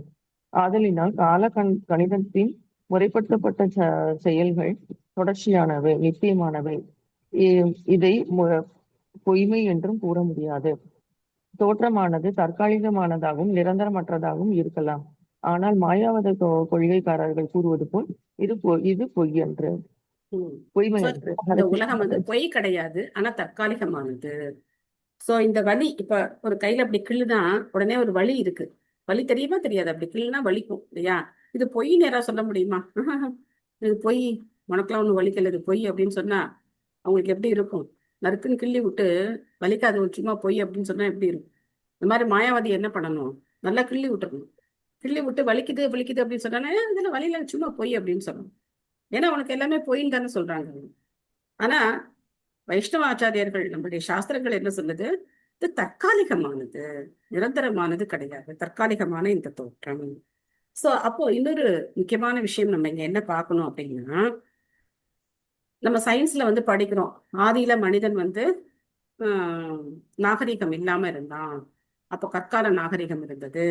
அதுக்கப்புறம் கொஞ்சம் கொஞ்சமா வந்து சக்கரம் கண்டுபிடிச்சான். அதுக்கப்புறம் நாகரிகம் வளர்ச்சி அடைந்தது. அப்படிலாம் பாக்குறோம். அந்த மாதிரி எங்கேயாவது சாஸ்திரத்துல இருக்கா? முதல்ல படைக்கப்பட்ட ஜீவராசி யாரு? ஜீவராசியுமே ஒரே டைட்டில் படிச்சு 84 லட்சம் உயிரினங்களும் முதல்ல படைக்கப்பட்ட ஜீவராசி யாரு? பிரம்மதேவர். பிரம்மதேவர் வந்து ஃபுல் ஆஃப் இன்டெலிஜென்ஸ். அவரோட பாடி என்ன? முழுக்க முழுக்க புத்தியினால ஆனது. நம்மள மாதிரி இப்போ மத்தியானம் சாப்பிடல அப்படின்னா இப்போ 5 மணிக்கு என்னால பேச முடியாது, அதுக்கப்புறம் பசிக்க ஆரம்பிச்சிடும் இல்லையா? அந்த மாதிரி எல்லாம் பிரம்மாவுக்கு கிடையாது. அவருடைய உடல் நம்மள மாதிரி இந்த ஸ்தூல உடல் கிடையாது. அவருடைய உடல் வந்து முழுக்க புத்தியினாலானது, சூட்சம உடல் அவருக்கு. சோ அந்த மாதிரி முதல்ல படைக்கப்பட்ட ஜீவராசியே இவ்வளவு பெரிய இன்டெலிஜென்ட். அதுக்கப்புறம் தான் அவர் என்ன பண்றாரு, 17 லோகங்கள் எல்லாம் படைக்கிறார், அதுல பல்வேறு ஜீவராசிகளை படைக்கிறார். அப்போ எங்கேயிருந்து இந்த கற்காலம் எல்லாம், எங்கேயாவது எவிடன்ஸ் இருக்கா? கிடையாது. ஆனா நம்ம வந்து இந்த மாதிரியே படிச்சு படிச்சு படிச்சு கோவிலுக்கும் போறோம். ஆனா நாஸ்திக கருத்துக்கள் நம்ம மனசுல ஆழமா வேரூன்றி இருக்கு. அதனாலதான் பிரபுபாத பிரணாமந்திரம் நல்லா சொல்லணும். பிரபுபாத பிரணாமந்திரம் சொல்லி பிரபுபாத நமஸ்காரம் பண்ணும்போது இந்த மாதிரி நாஸ்திக தன்மைகள் என்கிட்ட இருந்து வந்து போகணும். நிர்விசேஷ சூன்யவாதி பாশ্চাத்திய தேசத்தாரியே. பாশ্চাத்திய தேசம் மாதிரி தான் என்னுடைய இதயமும் இருக்கு. வெளிநாட்டுல இருக்கிறவங்க மாதிரி தான் நம்மளும் இருக்கோம். ஒன்றும் நம்ம வந்து தூய்மையான பக்தியெல்லாம் நமக்கு ஒன்றும் உள்ள போறது ரொம்ப ரொம்ப கஷ்டம். ஏன்னா இந்த எண்ணங்கள் எல்லாம் இருக்கும்போது பகவான் மேல என்ன கிடையாது, நம்பிக்கை கிடையாது. கற்கால மனிதன் இருந்தான், நாகரிகம் வளர்ச்சி அடையாத காலம் இருந்தது, அதுக்கப்புறம் இப்பெல்லாம் நம்ம ரொம்ப நாகரிகமா இருக்கும். அந்த மாதிரி எல்லாம் ஒரு காலமும் கிடையாது. இப்ப இருக்கிறது காலம்தான் என்னது, அநாகரிகமான காலம். வேத காலத்துதான் நாகரிகமான காலம். இப்ப இருக்கிறது அநாகரிகமான காலம். யாருக்கிட்டையும் பகவத் பக்தி அப்படிங்கிறது துளி கூட இல்லை. உலகம் முழுக்க நம்ம பார்த்தோம் அப்படின்னா பக்தர்களுடைய எண்ணிக்கையை நம்ம வந்து ரொம்ப சொல்பம், எண்ணிடலாம் இல்லையா? சோ அதனால இந்த படைப்பு அப்படிங்கிறது முன்னாடியும் இப்படிதான் இருந்தது, அது அழிவுக்கு அப்புறமும் அது வந்து இப்படித்தான் இருக்க போகுது. சோ இது தற்காலிகமான ஒரு தோற்றம். இத பகவான் அப்பப்ப படைச்சு பராமரிச்சு அழிக்கிறார். சர்வோ நவவிதஸ்தஸ்ய பிராகிருதோ வைகிருதஸ்து யஹ காலத்ரவ்ய குணைரஸ்ய த்ரிவித பிரதிசங்கிரமக. குணங்கள் ஒன்றோடொன்று இணைந்து செயல்படும் வினை தொடர்புகளினால் இயற்கையிலேயே விளைந்த ஒன்றினை தவிர மேலும் 9 வகையான படைப்புகள் இருக்கின்றன. காலத்தினாலும் உலகியல் காரணங்களாலும் ஒருவனது தொழிலின் இயல்புகளினாலும் ஏற்படும் அழித்தல் 3 வகையாகும். சோ இதெல்லாம் இப்போ வந்து அவர் வந்து விளக்கமா சொல்ல போறார். சோ இந்த வைக்கிருத்த அப்படின்னா சத்துவகுணத்துல ஏற்படக்கூடியது. பொருளுரை கணிகா மாதாஜி படிக்கிறீங்களா? எஸ் மாதாஜி, படிக்கிறேன் மாதாஜி. ஹரே கிருஷ்ணா மாதாஜி. ஹரே கிருஷ்ணா. பொருளுரை. ஸ்ரீல பிரபுபாதாவுக்கு ஜெய். இறைவனது விருப்பத்தின்படி குறிப்பிட்ட படைத்தல் மற்றும் அழித்தல் இடம்பெறுகின்றன. பிரம்மதேவரின் ஞானத்தினால் எண்வகை பூதங்களின் வினை தொடர்புகளுக்கேற்ப இடம்பெறும் பிற படைப்புகளும் இருக்கின்றன. இவை அனைத்தும் பின்னர் மிக விரிவாக விளக்கப்படும். தற்போது தொடக்கநிலை தகவல்கள் மட்டுமே தரப்படுகின்றன. 3 வகையான அழித்தல்கள். 1. பிரபஞ்சம் முழுவதும் ஒரு குறிப்பிட்ட காலத்தில் அழிக்கப்படுவது. 2. அனந்தனின் வாயிலின்று வரும் நெருப்பினால் ஏற்படுவது. 3வது ஒருவனது செயல் மற்றும் எதிர் செயலின் குணத்தினால் ஏற்படுவது. ஹரே கிருஷ்ணா மாதாஜி. தேங்க்யூ மாதாஜி. சோ இந்த படைப்பு நம்ம பின்னாடி டீட்டெயிலா பார்க்கலாம், என்ன விதமான படைப்புகள் இருக்கு அப்படிங்கறத பார்க்கலாம்.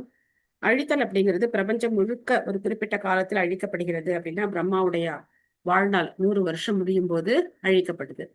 அதுக்கப்புறம் பிரம்மாவுடைய ஒரு பகல், அதாவது ஒரு பகல்ல முடிஞ்சதுக்கு அப்புறம் இரவுல திரும்ப எல்லாமே அழிக்கப்படுது. சோ அப்ப வந்து ஆதிசேஷனான அனந்தனுடைய வாயிலிருந்து என்ன வருது, அந்த நெருப்பு. அது வந்து மகரலோகம், அந்த சொர்க்கலோகத்தை தாண்டி மகரலோகம் வரைக்கும் போகுமா அந்த ஹீட்டு.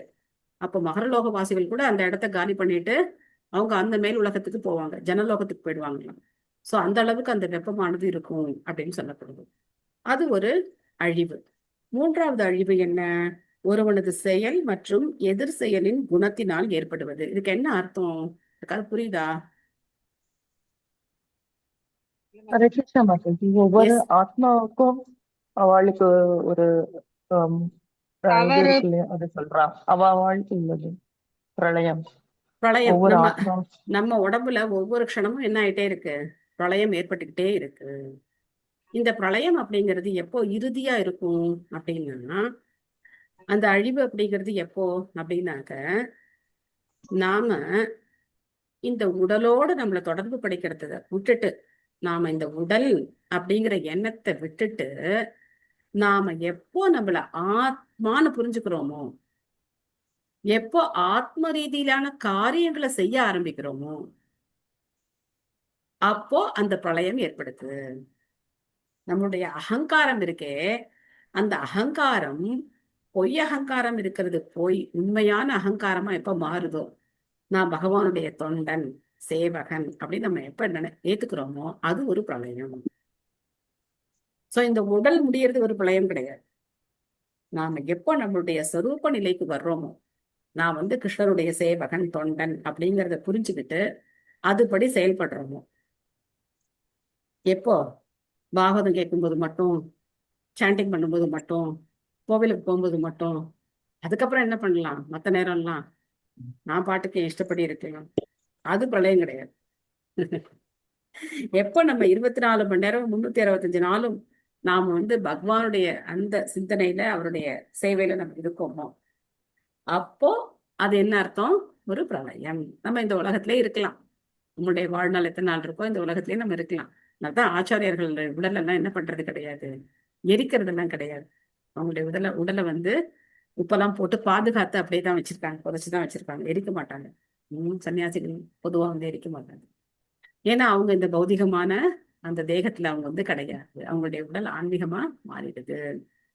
சோ ரொம்ப முக்கியமான விஷயம் இந்த நம்மளுடைய மாற்றம், நம்மளுடைய செயல், எதிர்ச்செயல், இது எல்லாமே என்ன ஆயிடணும் அப்படின்னா நில் ஆயிடணும். எந்த எந்த எதிர்ச்செயலும் இருக்கக்கூடாது. நம்மளுடைய செயல்கள் எல்லாமே பகவானுடைய சேவையாக இருக்கணும்.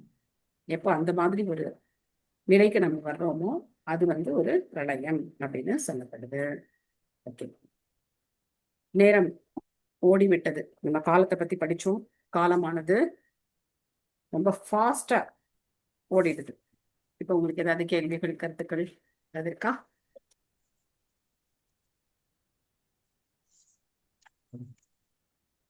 மாதாஜி, எஸ் பிரபு. இந்த பதம் 10ல பொருளுரையில பிரபஞ்ச உடலை அழிப்பதற்கான ஒரு காலம் இருக்கின்றன என்ன மாதாஜி?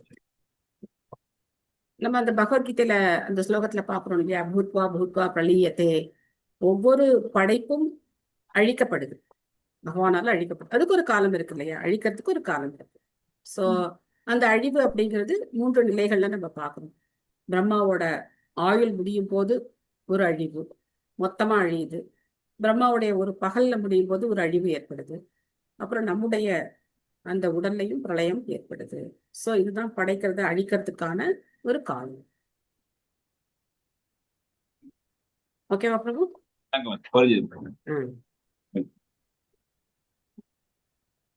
மாதாஜி ஹரே கிருஷ்ணா மாதாஜி. ஹரே கிருஷ்ணா மாதாஜி. மாதாஜி பிரம்மாவோட ஒரு டே அண்ட் நைட் ரெண்டுலயுமே ஒண்ணு நடக்குமா மாதாஜி பிரளயம்? அவருடைய ஒரு நாள் முடியணும். ஒரு நாள் அப்படிங்கிறது இரவு பகல் சேர்ந்து ஒரு நாள் முடியுது இல்லையா? ஆமா மாதாஜி. பிரம்மாவோட ராத்திரில ஒரு தூங்க போயிடுவார். ஓகே மாதாஜி. நம்ம எப்படி நைட்டு தூங்குறோமோ அந்த மாதிரி பிரம்மாவும் என்ன பண்ணுவார், தூங்க போயிடுவார். சோ அப்போ இங்க ஒரு பிரளயம் நடக்கும். அப்போ எல்லாமே அழிக்கப்படுது. திரும்ப பிரம்மா காலம்புற எழுந்து பார்க்கும்போது எதுவுமே இருக்காது. அப்பதான் அவருக்கு என்ன ஆகுது, நம்ம எங்க இருக்கோம், என்ன ஆனோம் அப்படின்னு சொல்லி அவருக்கு சந்தேகம் வருது. திரும்ப அவருக்கு வந்து தவம் பண்றார். ஓகே, அப்ப அது பகுதி பிரளயமா மாதாஜி? முழு பிரளயம் ஒண்ணுதானுங்களா மாதாஜி? முழு பிரளயம் அப்படிங்கிறது ஒரு பகுதி பிரளயம் அப்படிங்கிறது கீழேந்து இப்ப அனந்தனுடைய வாயிலேருந்து அந்த நெருப்பு வருதுன்னு பார்த்தோம் இல்லையா? அப்ப என்ன ஆகும், அந்த அடியில இருக்கார் அவர், பாதாள லோகத்துக்கும் கீழே இருக்கார் அவர். அப்போ அவருடைய வாயிலிருந்து அப்படி நெருப்பு வரும்போது கீழே இருக்கிற அத்தல வித்தல சுத்தல தலாத்தல மகாத்தல ரசாத்தல பாதாள லோகங்கள்ல இருந்து எல்லாமே அழிக்கப்படுது. அழிக்கப்பட்டு அது எது வரைக்கும் வருது, பூர் புவர் ஸ்வர்க, இந்த 3 லோகங்கள், கீழே இருக்கிற 7, மேல வந்து 8, 9, 10 வரைக்கும் வருது. சோ இந்த எல்லாமே அழிக்கப்படுது. அப்ப என்ன ஆகுது, மகரலோகம் வரைக்கும் அதோடைய வெப்பம் போகணும். நம்ம அடுத்து கூட படிக்கலாம். மகரலோகம் வரைக்கும் அதோடைய வெப்பம் போகும்போது மகரலோகத்துல இருக்கக்கூடிய ஆத்மாக்கள், அங்க இருக்கக்கூடிய ஜீவராசிகள் எங்க போறாங்க, ஜனலோகத்துக்கு போயிடுறாங்க. அப்ப இங்க ரொம்ப ஹீட்டா இருக்கு, அங்க கொஞ்சம் ஏசி எல்லாம் போட்டு நல்லா வச்சிருக்காங்க அப்படின்னு சொல்லி அங்க போயிடுறாங்க. சோ அப்போ திரும்ப பிரம்மாவுடைய பகல் தொடங்கும் போது பிரம்மா என்ன பண்றார், பாக்குறார், நேத்து படைச்சதெல்லாம் இப்ப என்ன ஆச்சு, எல்லாம் அழிக்கப்பட்டு விட்டது அப்படின்னு சொல்லிட்டு அவர் என்ன பண்றார், திரும்ப பகவானை நோக்கி தவம் செய்து திரும்ப வந்து படைப்பு அப்படிங்கறத அவர் தொடங்குறார். ஓகே மாதாஜி. மாதாஜி அப்ப இன்னொரு டவுட் மாதாஜி, பிரம்மா உடல் வந்து ஸ்தூல உடம்புன்னு சொன்னீங்கல்ல மாதாஜி, அந்த சூக்ஷ்ம உடம்புங்களா? அந்த உடம்புக்கும் அவங்களுக்கும் பிறப்பு இறப்பு அதெல்லாம் இருக்கு இல்லைங்களா மாதாஜி? இருக்கு. இருக்கு அவருக்கு இருக்க அவருக்கும் சூக்ஷமம் உடல் இல்லைங்களா? உடல் ஆத்மா அப்படிங்கிற வேறுபாடு பிரம்மதேவருக்கும் இருக்கு. சரி மாதாஜி. இப்போ நமக்கு எப்படி இருக்கு? உடல், அதை சுத்தி ஒரு சூட்சம உடல், அதுக்கு மேல ஒரு ஸ்தூல உடல், எஸ் மாதாஜி. அப்படி இருக்கு இல்லையா? சோ நம்ம உடல்ல பெரும் பகுதி என்ன? ஸ்தூல உடல். அதனாலதான் நீங்க இப்போ வீடியோ ஆன் பண்ணல, என்னால உங்களை பார்க்க முடியல. ஆனா நான் வீடியோ ஆன் பண்ணியிருக்கேன், நீங்க என்ன பார்க்கணும். சோ இந்த ஸ்தூல உடலை நம்ம பார்க்கணும். ஸ்தூல உடல் கண்ணுக்கு தெரியுது. ஆனா நீங்க சூட்சமமா இருக்கீங்க, என்னால உங்களை பார்க்க முடியல. ஆனா உங்களுக்கு ஒரு ஸ்தூல உடல் இருக்கு. நீங்க உங்களை வந்து யோக மாயால நீங்க வந்து மறைச்சு வச்சிருக்கீங்க. நீங்க வந்து யோக சக்தி நீங்க மறைச்சிக்கிட்டீங்க. ஆனாலும் ஒரு சூட்சம உடல் உங்களுக்கு இருக்கு இல்லையா? ஸ்தூல உடலும் இருக்கு, சூட்சம உடலும் இருக்கு. சோ அந்த மாதிரி பிரம்மாவுக்கு வந்து முழுக்க முழுக்க வந்து என்னது இருக்கு?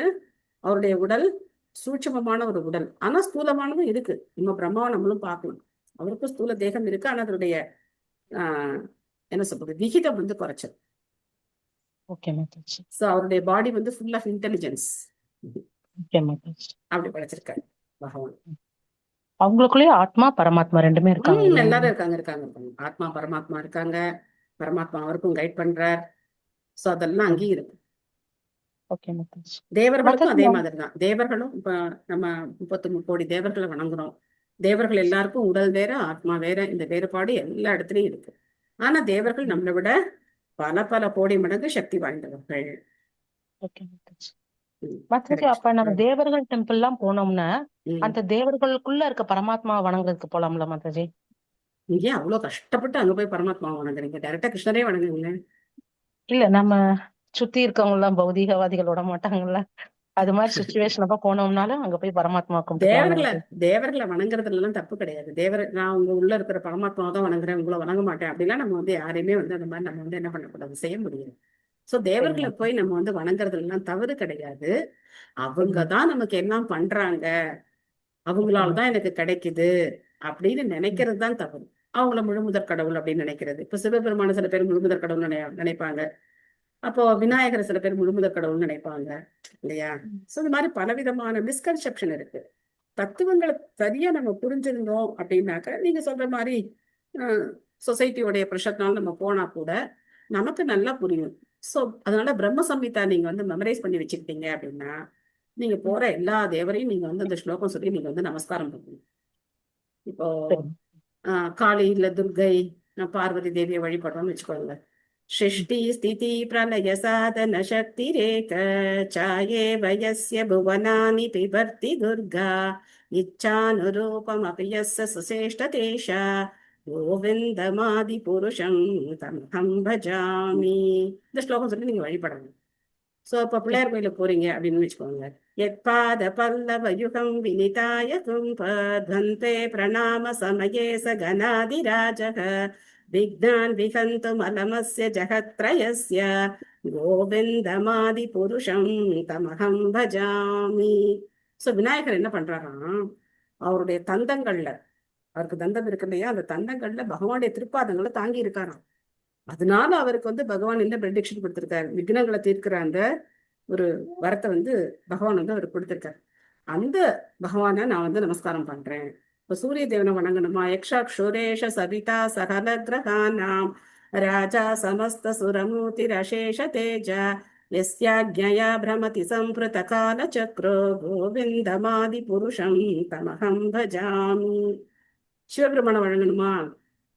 க்ஷீரம் யதாததி விகார விசேஷ யோகாத் சஞ்சாயதே நஹி தத பிரதகஸ்தி ஹேதோ யக்ஷம்புதாமபி ததா சமுபைதி கார்யாத் கோவிந்தமாதி புருஷம் தமஹம் பஜாமி. பிரம்மசம்ஹித புக்கை இதோட எடுத்துட்டு போயிடுங்க. எந்த கோயிலுக்கு போறீங்களோ அந்த தேவருக்கு என்ன ஸ்லோகம் இருக்குன்னு பார்த்து அந்த ஸ்லோகத்தை சொல்லி அவங்களை வந்து நமஸ்காரம் பண்ணிட்டு வந்துருங்க. அப்போ நீங்க யாரை வணங்குறீங்க? அந்த தேவரையும் வணங்குறீங்க. அவங்களுடைய தன்மையை நீங்க நல்லா புரிஞ்சுக்கிட்டு இருக்கீங்க. இந்த சேவை செய்யறதுனால பகவான் உங்களுக்கு இந்த மாதிரி ஒரு நிலையை கொடுத்திருக்கார். உங்களை மாதிரியே சேவை செய்யக்கூடிய பாக்கியம் எனக்கும் வேணும் அப்படின்னு சொல்லி தேவர்கிட்ட நம்ம வந்து தாராளமா வந்து வணங்கணும். தேவர்களுக்கு பிரம்ம சங்கீதையில ஆமா, பிரம்ம சம்ஹிதை அப்படிங்கிறது எல்லா வேத சாஸ்திரங்களும் அதுல வந்து எல்லாத்தையும் பிரம்மா அப்படியே போட்டு கொடுத்துருக்காரு நமக்கு. சோ அதனாலதான் சைத்தன்ய மகாபிரபு அது வந்து ரொம்ப பிரியமான ஒரு விஷயமா சொல்லியிருக்காரு. ஒவ்வொருத்தரும் பிரம்ம சம்ஹிதையை வந்து ஃபுல்லா மெமரைஸ் பண்ணி வச்சுக்கிறது ரொம்ப நல்லது. நமக்கு என்ன போர்ஷன் கொடுத்துருக்காங்களோ அட்லீஸ்ட் அதை மட்டும் நம்ம மெமரைஸ் பண்ணி வச்சுக்கலாம். சூப்பர் மாதாஜி, ரொம்ப அருமையா சொன்னீங்க. நான் ரொம்ப நன்றி அதான் மாதாஜி. புரிஞ்சுது ஹரே எனக்கு. கிருஷ்ணா, ஹரே இன்னைக்குதான் கிருஷ்ணா. ஒரு தேவதைகள்கிட்ட போகும்போது நம்ம என்ன மாதிரி நடந்துக்கணும் சோ அப்படின்னு எந்த தேவரையும் என்ன செய்யக்கூடாது, அவமரியாதை செய்யக்கூடாது. பயப்படாது. சோ அவங்க பகவானுடைய அம்சம் அம்சங்கள் கிடையாது, பகவானுடைய சக்தி சக்தி அளிக்கப்பட்டவர்கள், பகவானால சக்தி அளிக்கப்பட்டவர்கள், பகவானால நியமிக்கப்பட்ட ரெப்ரசன்டேட்டிவ், பகவானுடைய பிரதிநிதிகள்னு சொல்லி பிரதிநிதிகள். இந்த பிரபஞ்சத்தை நிர்வகிக்கிறதுக்காக பகவான் அவங்களெல்லாம் நியமிச்சு வச்சிருக்கார். பகவத்கீதையில பகவான் தேவர்களுடைய வழிபாட பயங்கரமா கண்டிக்கிறார். அல்ப புத்தேக அப்படின்னு சொல்றார். காமத்தினால உந்தப்பட்டு தேவர்கள்ட்ட போறாங்க அப்படின்னு சொல்றார். காமை ஸ்தைத்தை ஹிருதஜானா அப்படிங்கிறார். பிரபத்தியந்தே அந்நிய தேவதாக அப்படின்னு சொல்றார். சோ தேவர்களை போயிட்டு நம்ம வந்து நம்மளுடைய தேவைகளுக்காக வழிபடுறது அப்படிங்கிறது தேவை கிடையாது. நம்முடைய எல்லா தேவைகளையும் யார் நிறைவேற்றுவா? பகவான் நிறைவேற்று. ஹரே கிருஷ்ணா மாதாஜி. எஸ் மாதாஜி. நான் நேத்துக்கு ஒரு ஃப்ரைடே கல்யாணத்துக்காக இதுக்கு போயிருந்தேன், சேலம் மாதாஜி. அங்க வந்து மருதமலைக்கு போகணும் அப்படின்னு சொல்லிட்டு அங்க போயிட்டு வந்தோம். அங்க வந்து என்ன சொன்னாங்கன்னாக்கா, இங்க முருகனை வந்து விஷ்ணு வந்து முருகனை பார்க்கணும் அப்படின்னு சொல்லிட்டு இது பண்ணி முருகனுக்கு அவரே வந்து ஆரத்தி எடுத்து இது பண்ணாரு அப்படின்னு சொன்னாங்க. நான் கேட்டுட்டு சரி அப்படின்னு சொல்லிட்டு ஒரு மாதிரி வந்துட்டேன். எல்லாரும் அத இது பண்ணி அப்ரிஷியேட் பண்ணி எல்லாரும் இது பண்ணாங்க. மருதமலை முருகனை விஷ்ணுவே பார்க்கணும்னு விருப்பப்பட்டு வந்து பார்த்தாரு அப்படின்னு சொன்னாங்க. அப்புறம் அந்த பட்டீஸ்வரம் கோவில்னு ஒண்ணு இருக்கு மாதாஜி, பட்டீஸ்வரர். அங்க வந்து என்னன்னாக்கா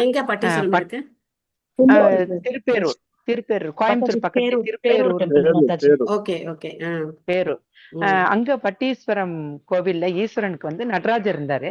அந்த நடராஜரை வந்து நடராஜரை வந்து அவர் நடனத்தை பாக்குறதுக்காக சிவனும் பிரம்மாவும் தவம் இருந்து வேண்டிக்கிட்டாங்க அப்படின்னு சொல்லிட்டு சொன்னாங்க மாதாஜி. நான் கேட்ட சிவனும் பிரம்மாவுமா, சாரி விஷ்ணுவும்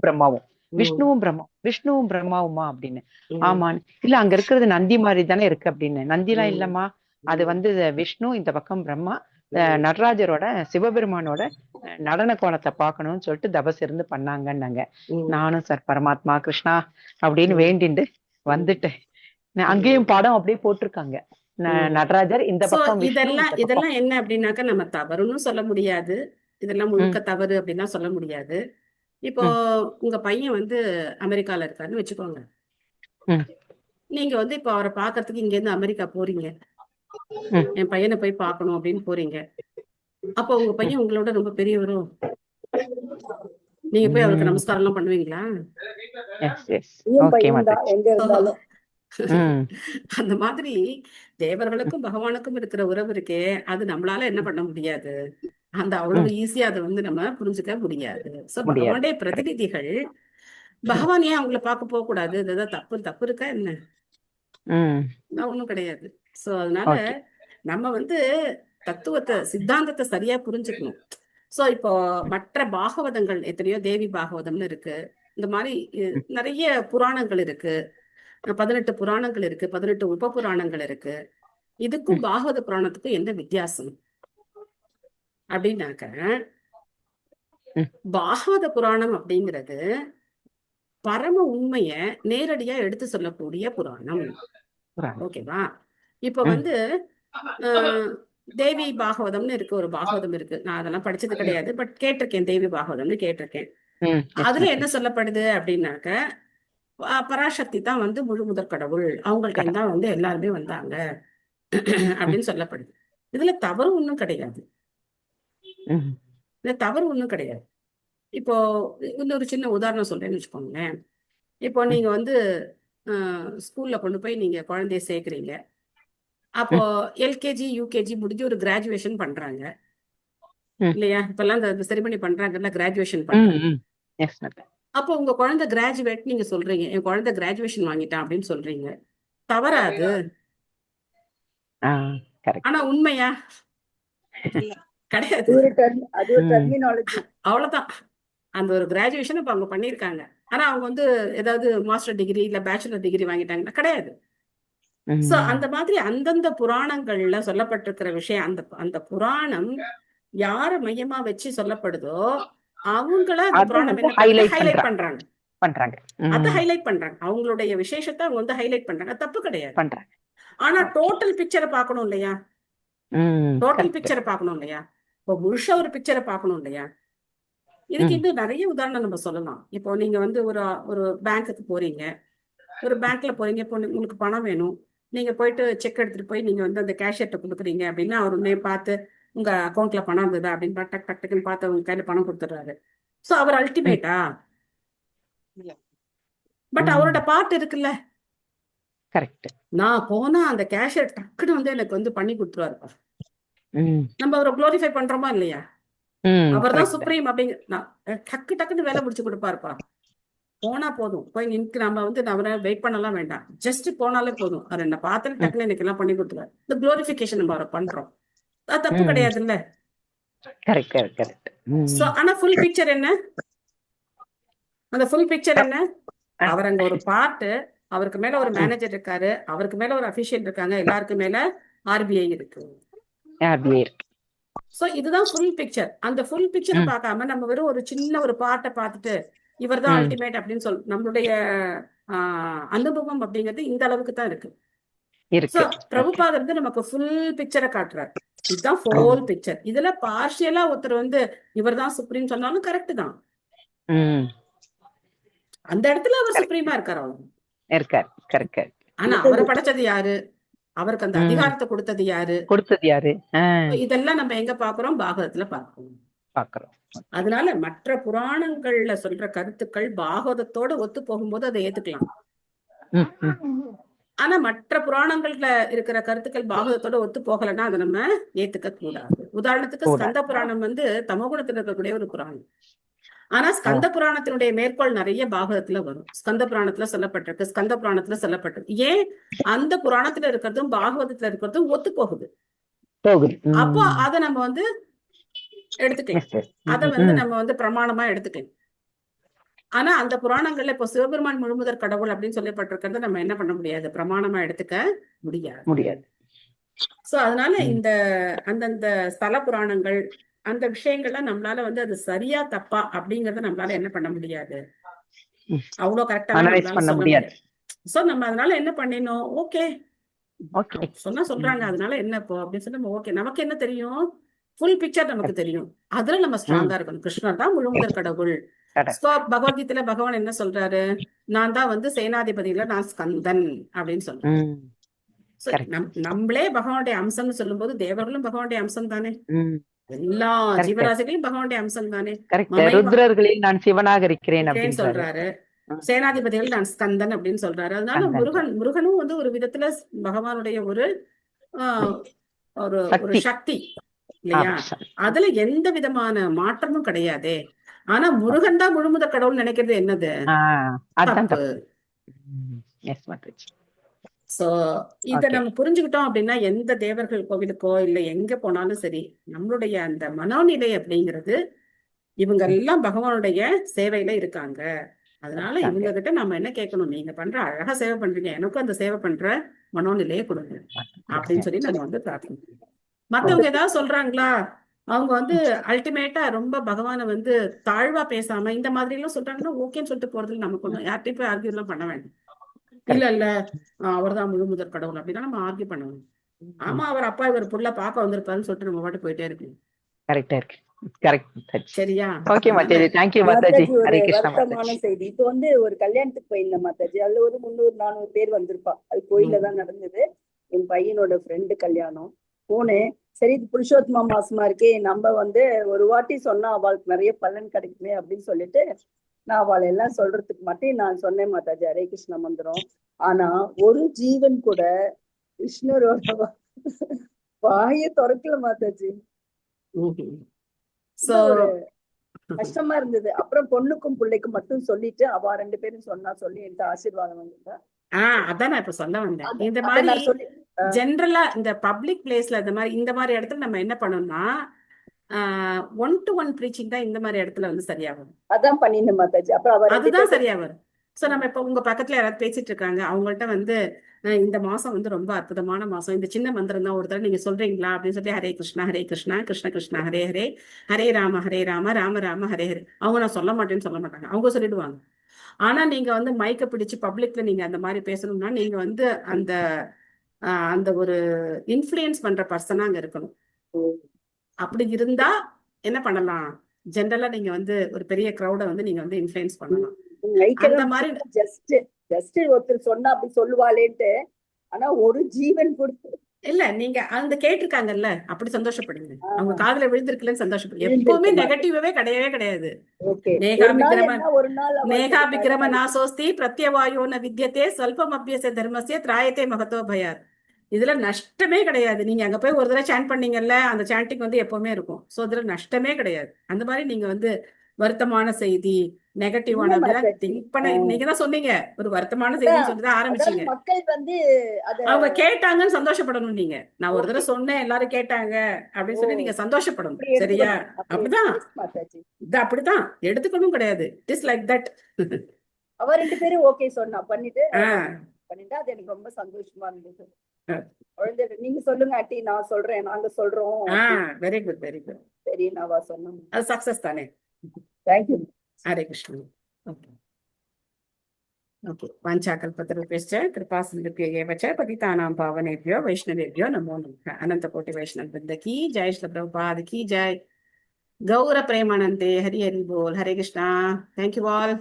Thank you, Hare Mataji. Krishna. Hare Hare Krishna. Krishna. Hare Krishna. Thank you, Mataji. Thank you, Mataji.